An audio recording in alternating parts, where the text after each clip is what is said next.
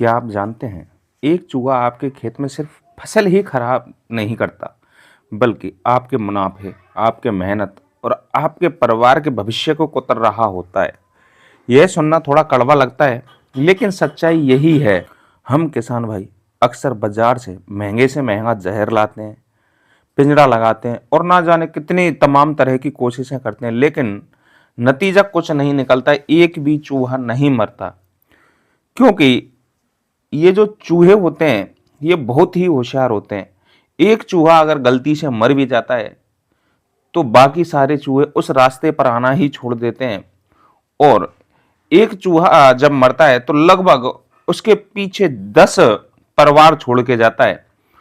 तो एक चूहा मारने की बजाय अगर किसान कुछ ऐसे तरीकों को अपनाए जिससे चूहा हमारे खेत की तरफ ही आना भूल जाए। चूहों को मारने से उनकी समस्या खत्म नहीं होती, क्योंकि इनकी प्रजनन क्षमता इतनी होती है कि आप इन्हें मारते मारते तो थक जाएंगे, लेकिन ये खत्म नहीं होंगे।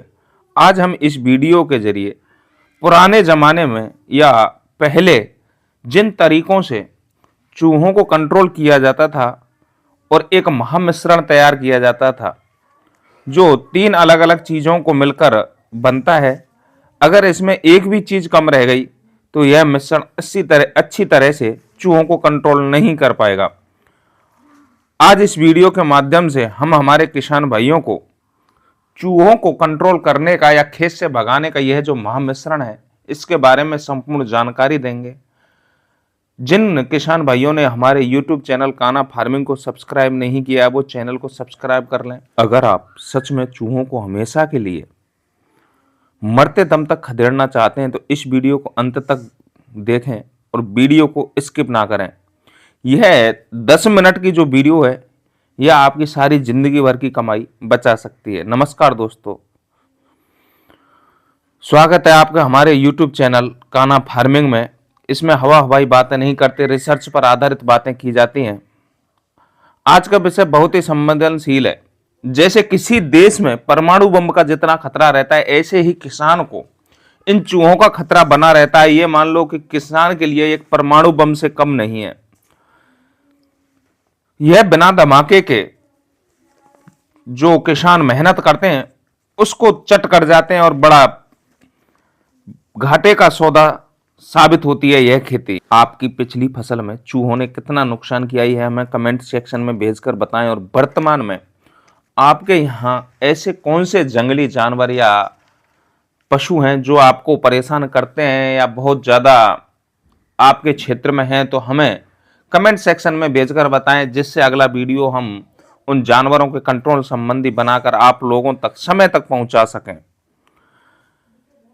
चूहों के पास 2 शक्तियां होती हैं जो इन्हें जहर से और मरने से बचा लेती है। पहली तो उनकी सूंघने की अद्भुत क्षमता, दूसरी उनकी मेमोरी यानी याददाश्त। वो एक बार जिस चीज को खतरा मान लेते हैं जिंदगी भर उसको याद रखते हैं। आज हम जो ट्रिपल एक्शन फॉर्मूला बना रहे जा रहे हैं बस उन्हीं 2 शक्तियों को हैक करेगा। इस फॉर्मूले में मुख्य 3 घटक यानी इंग्रेडिएंट हैं। पहला घटक है उनका नर्वस सिस्टम यानी दिमाग पर हमला करेगा, दूसरा घटक उनके पेट एवं पाचन तंत्र को बर्बाद करेगा, और तीसरा सबसे महत्वपूर्ण जिसे हम अक्सर भूल जाते हैं वह घटक है पूरे मिश्रण को इस तरह से बनाया जाए कि एक बार तो खा लें और बाद में उसकी जो गंध है वो चूहों के दिमाग में बैठ जाए। बहुत से किसान भाई वीडियो को स्किप करके सीधा नाम जानने की कोशिश करते हैं, लेकिन विश्वास मानिए अगर आप बनाने की विधि और मात्रा का सही अनुपात नहीं रखेंगे तो यह मिश्रण बेकार हो जाएगा। बस ठीक वैसा ही जैसे चाय में चीनी और पत्ती का सही कॉम्बिनेशन होना चाहिए। तो चलिए स्टेप बाय स्टेप इस सीक्रेट फॉर्मूले को तैयार करते हैं। सबसे पहले बात करते हैं पहले घटक यानी बेस की। यह वो आधार है चूहों को अपनी ओर आकर्षित करेगा और उनके शरीर में जहर का काम करेगा। इसके लिए आपको एक चीज चाहिए, वह हर गांव या नुक्कड़ पर मिलती है, लेकिन जिसे इस्तेमाल करने का विशेष तरीका वह है तंबाकू। यह जो तंबाकू है किसान भाइयों, आप जानते हो चाहे मानव हो चाहे कोई भी शरीर हो, इसका सेवन करना स्वास्थ्य के लिए हानिकारक तो होता ही है, क्यों ना ये जो चूहे हैं इनके लिए भी इसका उपयोग किया जाए। चूहे को सूखे तंबाकू से कोई फर्क नहीं पड़ता, हमें तंबाकू का अर्क यानी निकोटिन निकालना होगा। निकोटिन एक प्राकृतिक न्यूरोटॉक्सिक है। इसके लिए आपको एक लोहे या एल्यूमिनियम का बर्तन लेना होगा जिसमें 1 लीटर पानी डालें और उबालने के लिए रख दें। जब पानी उबलने लगे तो उसमें 50 से 100 ग्राम तंबाकू, जिसे आप बीड़ी सिगरेट का बचा हुआ तंबाकू या हुक्के वाला जो तंबाकू आता है वो सबसे बेटर होता है। अब यहाँ एक वैज्ञानिक पेच है, तंबाकू को कम से कम 15 से 20 मिनट तक धीमी आंच पर उबालना है। कई लोग बस गर्म पानी में भिगो देते हैं जिससे निकोटिन पूरी तरह बाहर नहीं निकल पाता और हमें अच्छे रिजल्ट नहीं मिलते। तब तक पानी को उबालना है जब तक वह घटकर आधा ना रह जाए और उसका जो रंग है वो गहरा काला काढ़े के टाइप में हो जाएगा। यह काला पानी यमराज का पेय है जो चूहे के दिमाग को शून्य करेगा। लेकिन अब यह सिर्फ 30% काम है। असली खेल तो अब शुरू होगा जब हमें इसमें दूसरा और तीसरा घटक मिलेंगे। जब यह तंबाकू का पानी तैयार हो जाए तो इसे आग से उतारकर बिल्कुल ठंडा होने दें। गर्म पानी में अगली चीजें मिलाने से उनका असर खत्म हो जाता है, जिससे विज्ञान में केमिकल डिकम्पोजिशन कहते हैं।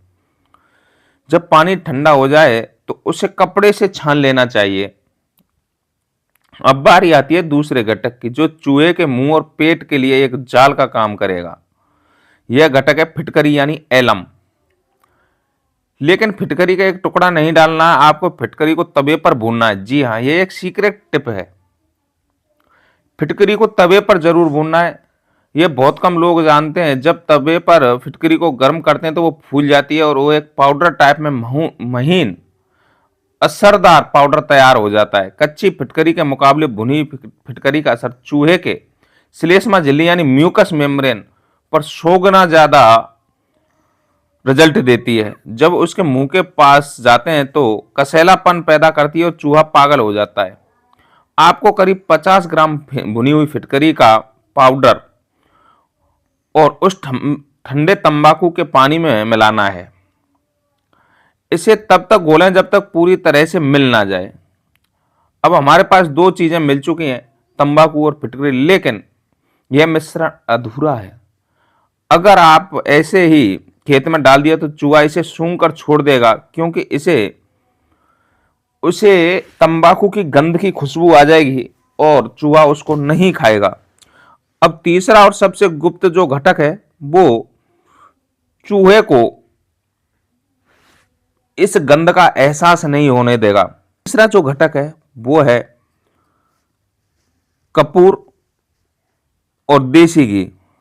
कपूर की तेज गंध तंबाकू की गंध को दबा देती है और घी की खुशबू चूहों को पागल कर देती है। चूहे बस फैट यानी घी के बहुत ज्यादा शौकीन होते हैं। कई बार आपने घरों में देखा होगा कि चुपड़ी रोटी डालने से चूहे उसकी ओर अट्रैक्टिव होते हैं और कई बार जिंक फॉस्फेट भी हमारे किसान डाल देते हैं, जिससे किसान कुछ ना कुछ हद तक अपने खेत से चूहों को कंट्रोल कर पाता है।